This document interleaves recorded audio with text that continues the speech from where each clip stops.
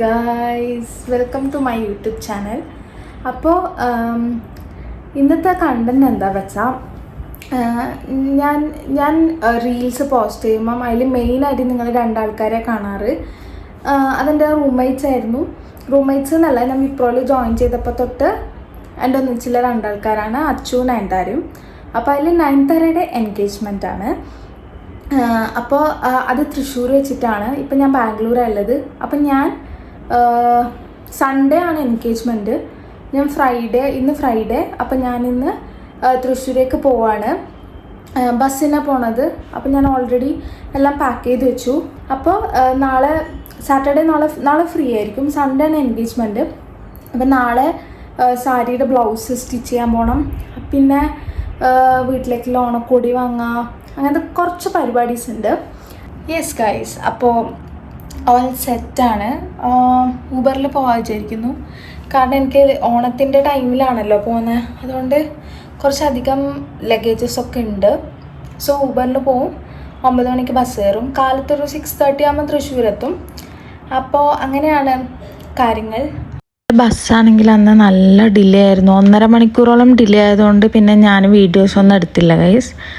കാലത്ത് ഒരു 7 മണിയൊക്കെ ആകുമ്പോൾ തന്നെ അച്ചൂരെ വീട്ടിലെത്തി. നല്ല മഴയൊക്കെ ഉണ്ടായിരുന്നു വന്ന സമയത്ത്. പിന്നെ നമുക്കിന്ന് ടൈം വേസ്റ്റ് ചെയ്യാനില്ല.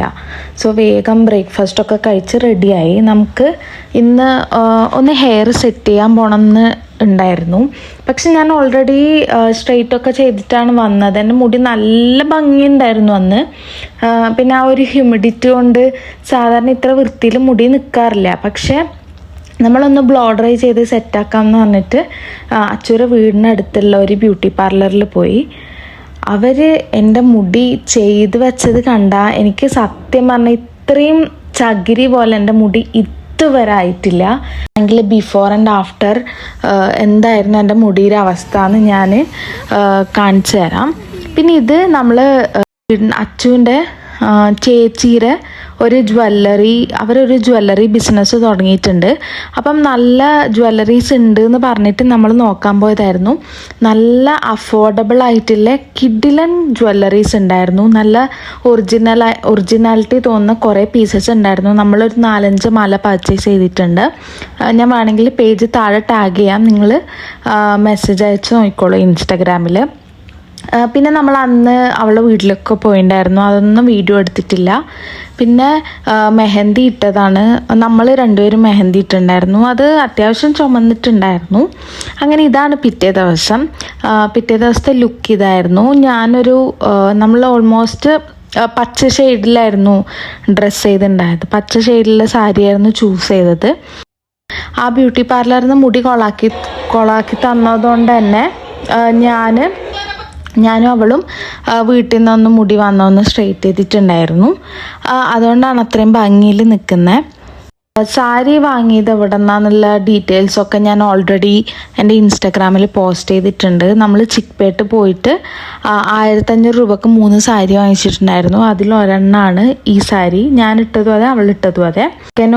ചെക്കൻ്റെ ഫാമിലി വന്നു. പിന്നെ ബൊക്കെ ജാതകം കൈമാറി. അങ്ങനെ എൻഗേജ്മെൻറ്റിൻ്റെ ചടങ്ങൊക്കെ പെട്ടെന്ന് തീർന്നു. നമ്മൾ കുറേ മാസങ്ങളായിട്ട് എക്സൈറ്റഡ് ആയിരുന്നു ഈ ഫങ്ഷന്. പക്ഷെ പെട്ടെന്ന് എല്ലാം തീർന്നപ്പോൾ നമുക്ക് ആകെ ഒരുമാതിരി സങ്കടമായിപ്പോയി. ആൻഡ് ഇതൊരു സ്പെഷ്യൽ ഡേ ആണ്. അവൾക്കും അതെ, നമുക്കും അതെ. നമ്മൾ 3 ആളിൽ ഫസ്റ്റ് എൻഗേജ്ഡ് ആവുന്നത് അവളാണ്. സോ സൂര്യേട്ടനും നയനൂനും ഓൾ ദി ബെസ്റ്റ്. എൻ്റെ കുറച്ച് യൂട്യൂബ് ഫാൻസ് ഉണ്ടായിരുന്നു.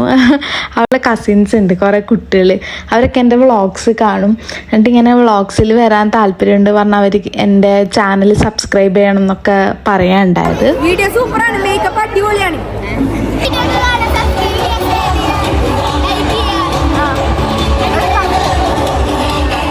പിന്നെ ഫുഡും നല്ല അടിപൊളി ഫുഡായിരുന്നു. പോർക്ക് ഉണ്ടായിരുന്നു, ചിക്കൻ ഉണ്ടായിരുന്നു, മീൻ ഉണ്ടായിരുന്നു. എനിക്ക് പൊതുവെ നോൺ വെജിനോടാണ് താല്പര്യം. പിന്നെ നമ്മൾ ഈവനിങ് വന്ന് കുറച്ച് സമയം റെസ്റ്റ് എടുത്തിട്ട് ഇവളെ വീടിനടുത്തുള്ളൊരു തോട് കാണാൻ പോയി. അവരിങ്ങനെ അലക്കാനും കുളിക്കാനൊക്കെ പോകണമെന്ന് പറഞ്ഞ് നമ്മളൊന്ന് ജസ്റ്റ് ഒന്ന് ഈവനിങ് വാക്കിന് പോയി. പിന്നെ എൻ്റെ അമ്മ കൂടെ വന്നിട്ടുണ്ടായിരുന്നു.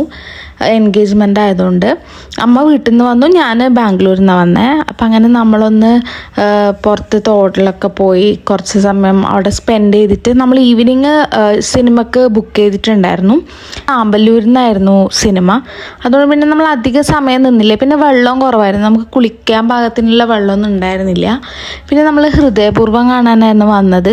റിവ്യൂസൊക്കെ കേട്ടിട്ട് വന്നതാണ്. ഇഷ്ടമായോ ചോദിച്ചാൽ വലിയ സ്റ്റോറിയൊന്നുമില്ല, പക്ഷെ വൺ ടൈം കാണാം, ഒരു ഫീൽ ഗുഡ് മൂവി, അത്രേ ഉള്ളൂ.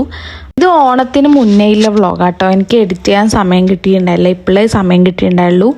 അപ്പോൾ ഓണത്തിന് ഞാൻ അതുകൊണ്ട് തൃശ്ശൂരിൽ നിന്ന് ഡയറക്റ്റ് വീട്ടിലേക്കാണ് വന്നത്. അപ്പം നമ്മൾ വന്ദേ ഭാരതിലാണ് വന്നത്. അതാകുമ്പോൾ 2 മണിക്കൂർ, ഒന്ന് കണ്ണടച്ച് തുറന്നതേ ഉള്ളൂ, അപ്പോഴേക്ക് കണ്ണൂരെത്തി. പിന്നെ കണ്ണൂരിൽ നിന്ന് നമ്മൾ അടുത്ത ട്രെയിനിനാണ് വീട്ടിലേക്ക് പോയത്.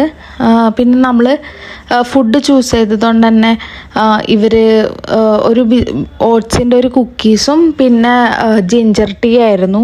കുറച്ച് കഴിയുമ്പോൾ അവർ ചൂടുവെള്ളം കൊണ്ടുതരുമ്പം നമുക്കത് കുടിക്കാം. പിന്നെ എന്താ ന്യൂസ് പേപ്പർ ഉണ്ടായിരുന്നു. പിന്നെ അതൊക്കെ വായിച്ച് ജസ്റ്റ് ഒന്ന് ഒരു 1.5 മണിക്കൂർ ഉറങ്ങിയപ്പോഴേക്കും കണ്ണൂരെത്തി. 3 മണിക്കൂറും 2.5 മണിക്കൂറേ തൃശ്ശൂർ ടു കണ്ണൂരിൽ എടുക്കുന്നുള്ളൂ. അപ്പോൾ ഇത്രയേ ഉള്ളൂ ഗൈസ്. ഇതൊരു കുട്ടി വ്ളോഗാണ്. ഇഷ്ടപ്പെട്ടിട്ടുണ്ടെങ്കിൽ ലൈക്ക് ചെയ്യുക, ഷെയർ ചെയ്യുക, സബ്സ്ക്രൈബ് ചെയ്യുക. സോ അടുത്ത വീഡിയോയിൽ കാണുന്നവരെ ബായ്.